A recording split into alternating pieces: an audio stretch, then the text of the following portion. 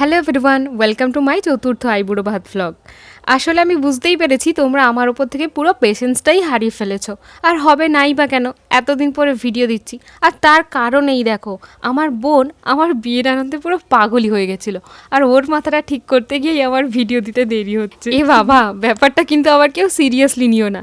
আসলে আমার মিঠাই বোনু ওকে ট্রেনিং দিয়েছে যে দিদির বিয়েতে ক্যাটওয়াক করবি, তাই ও এইরকমভাবে রাস্তায় হাঁটাচলা করছে। সত্যি আমার বোনটা পুরো পাগল হয়ে গেছিল দিদির বিয়ে উপলক্ষে। সে যাই হোক, আজকের আইবুড়ো ভাতটা কাদের আয়োজনে তোমরা নিশ্চয়ই বুঝতে পেরেছো। হ্যাঁ, আমার ছোট কাকিমা আর ছোট কাকিমার বাবার বাড়ির তরফ থেকে। তাই দুবোনে সেম টু সেম ড্রেস পরে আর লাফাতে লাফাতে চলে এসেছি ছোট কাকিমার বাপের বাড়িতে। তবে ভাবছি যে আমাদের আস্তে আস্তে তো প্রায় 3টে সাড়ে 3টে বেজে গেল। এবার কি আমাদেরকে ভেতরে ঢুকতে দেবে? আর না দিয়ে উপায় কি আছে, কারণ আজকে সব কিছুর উপলক্ষ তো একমাত্র আমি। এর আগে ছোট কাকিমার বাবার বাড়ি অনেকবারই এসেছি, তবে কেন জানি না এবারে যেন একটু লজ্জা লজ্জা লাগছে। আর এবারের অনুভূতিটাই সম্পূর্ণ আলাদা। আমি পৌঁছানো মাত্রই আমার সেকি তোয়া শুরু করেছে। এদিকে দিদার দেওয়া শাড়িটাই আজকে আইবুড়ো ভাতের জন্য পরলাম। আর কাকিমা হাতের কাছে সমস্ত কিছুটাই রেডি রেখেছিল। আমি আসার পরেই এক এক করে সাজিয়ে নিচ্ছে। আর কে হেল্প করছে বলো তো? ছোট মামা। সবাই আমার জন্য এত কিছু আয়োজন করছে, সেটা দেখে নিজের যে কতটা স্পেশাল ফিল হচ্ছিল সেটা না আমি বলে বোঝাতেই পারবো না। এদিকে আমার বোন সমানে আমার সাইডে দাঁড়িয়ে দাঁড়িয়ে বলে চলেছে, দিদি তুই কিন্তু আর খাস না, বিয়ের সময় তাহলে তো কেউ আর তুলতেই পারবে না। এদিকে কাকিমা আইবুড়ো ভাতের থালার সাথে সাথে আশীর্বাদের জন্য ধূপ প্রদীপও জ্বেলে নিয়েছে।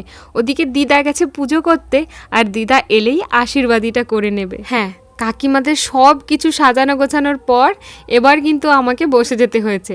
আর তখন আমার কি যে লজ্জা লাগছিল, মুখটা লজ্জায় পুরো লাল টুকটুকে হয়ে গেছিল। তাও আমার এই দাঁত কেলানোটা সবসময় থাকবে। তার ওপর আবার কাকিমার এইসব আয়োজন, এই যে রজনীগন্ধার মালা আর মাথায় মুকুট, এইটা পরার পরই মনে হচ্ছিল হ্যাঁ সত্যিই আমার বিয়ে।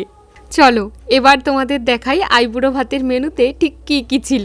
প্রথমেই ছিল স্যালাড, আর তার সাথে ছিল 5 রকম ভাজা। এই হলো আলু ভাজা, বেগুন ভাজা, পটল ভাজা, বড়ি আর ভেটকি মাছ ভাজা।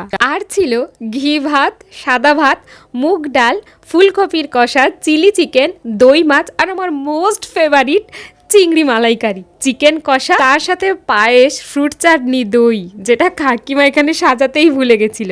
আর ছিল পাঁপড়, মিষ্টি, যেগুলো সবই আমার পছন্দের। আর ছিল কোল্ড ড্রিঙ্কস আর চকলেট আর স্ন্যাক্স। এবার প্রথমেই দিদা এসে আশীর্বাদ করার পর বুঝতেই পারছে না যে কোনটা দিয়ে আমাকে খাওয়ানো শুরু করবে।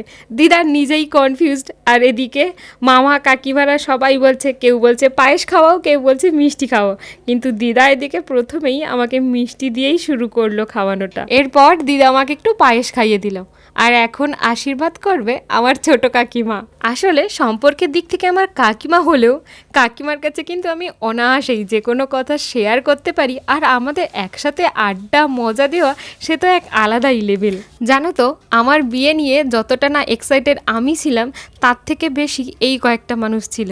যেমন আমার বৌদি, কাকিমা, বোন, দীপমালা পিসি, আরও অনেকে। এই দেখো কাকিমা সব ভাজাগুলো একটু করে নিয়ে আমাকে খাইয়ে দিচ্ছে। আর ওদিকে ছোট মামা বসে বসে বলছে, তুই কি সব দলা করে একসাথেই খাইয়ে দিবি নাকি? আইবুড়ো ভাতের থালা থেকে আমাকে একটু করে খাইয়ে দেওয়ার পর আমি সবাইকেই বললাম যে এবার আমার থালা থেকে কিন্তু সবাইকে একটু করে খেতে হবে।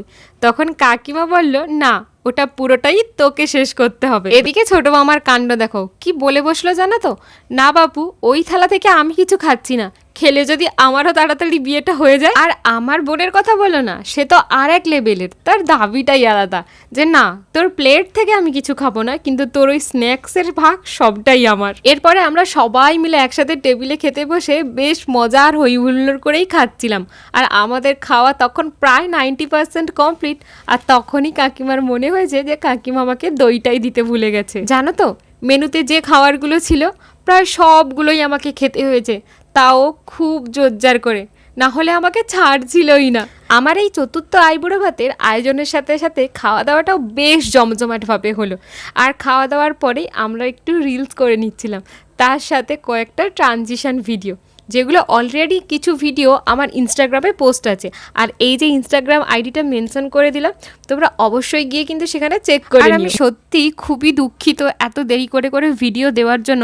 আসলে আমি চাইলেও পারতাম না যে কন্টিনিউয়াসলি তোমাদের কাছে ভিডিও দিয়ে যাব।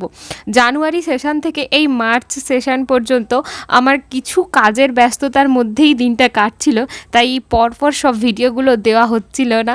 তবে হ্যাঁ, কথা দিচ্ছি এরপর কিন্তু পরপর ভিডিও আসবে। তার জন্য কি করতে হবে, চ্যানেলটা সাবস্ক্রাইব করে নাও। টাটা।